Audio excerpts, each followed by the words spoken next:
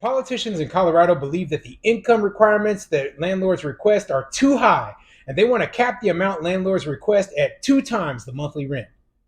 I'm Tony, and this is Real Estate Investing and Landlord News.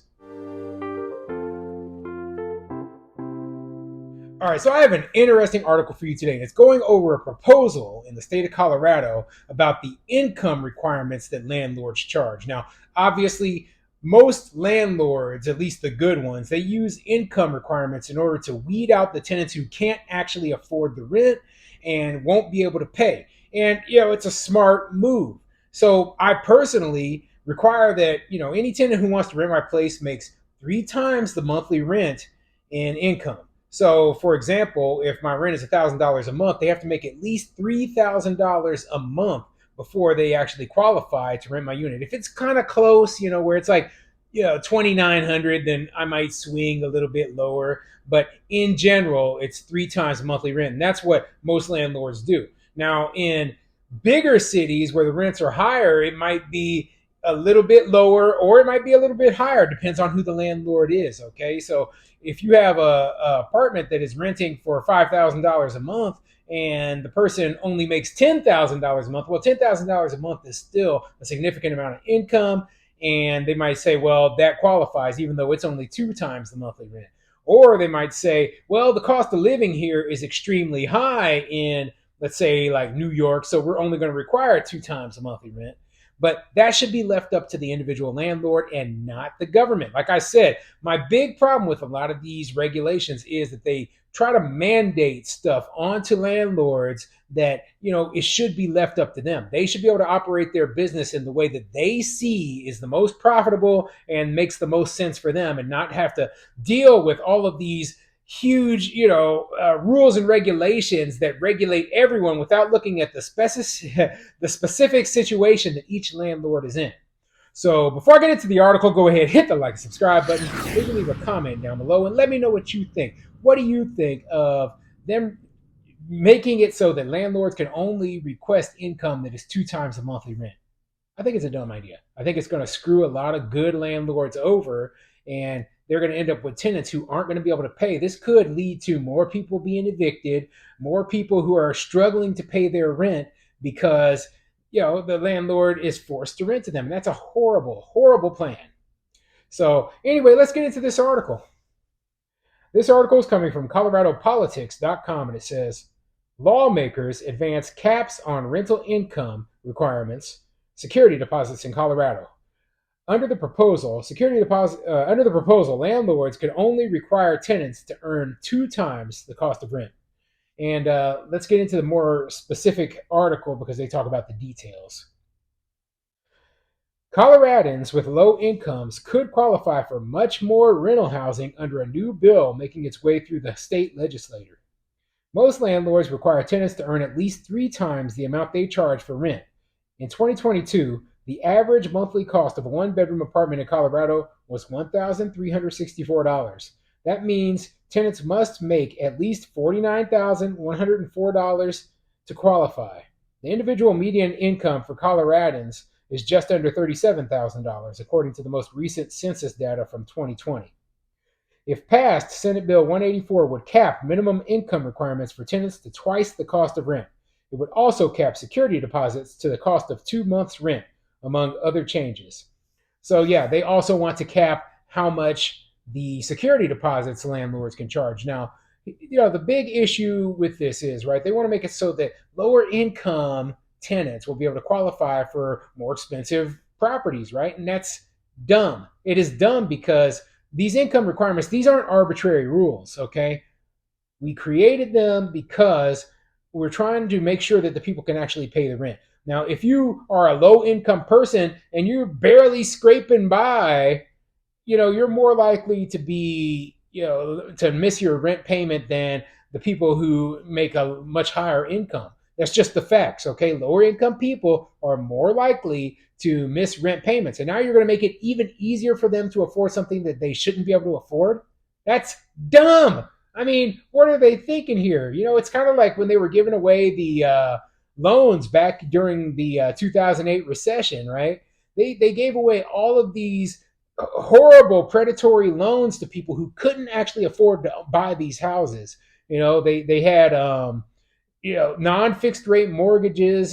So these people got screwed. And then when the payment went up, when the interest rate rose, they couldn't make the payments anymore. So rather than trying to get these people into homes they can't afford in this situation, they should be just saying, hey, we need to work on making sure there is enough affordable housing for these people by allowing developers to build more, by putting less regulations on landlords, etc. Because that is the true cause of why housing is unaffordable. Now, also, they mentioned there that the average cost of a one bedroom in Colorado was $1,364 a month, and that those prices are increased greatly by Denver metro area where it's a little bit more expensive. Okay, so the prices in outer areas are not that high, and what we're really talking about here is Denver. And the Denver area, very popular area, beautiful. I've been there many times. I love the mountains. A lot of people want to live there, and unfortunately, that means that it's going to be a more expensive place to live. Now, do I think it's a good idea to say, hey, we're going to make it so the landlords are more likely to have to evict somebody, or less likely to actually get paid rent that they are owed? No, no. So this is a bad proposal. It's just bad overall. When places are requiring 3, 4, 5 times the rent, it's becoming almost impossible to qualify, said bill sponsor Senator Faith Winter, Democrat from Westminster. Something has to be done. That's what we're doing with this bill, making sure responsible folks who pay their rent can qualify for housing. Winter said the issue is what inspired her to run for office in the first place. While working at a homeless shelter, Winter said she met with landlords to try to find housing for her clients who had stable income, were sober, and were often single parents. While these clients could afford to pay, Winter said they were constantly rejected solely because their income wasn't 3 times the cost of rent. You know, it's she worked at a homeless shelter. She never was a landlord. She talked to these landlords, right? And she never asked them, well, why do you require 3 times? This is what boggles my mind, right? The politicians are like, well, it isn't right that these landlords are charging 3, 4, 5 times the monthly rent. Did you ever bother to actually ask the landlords why?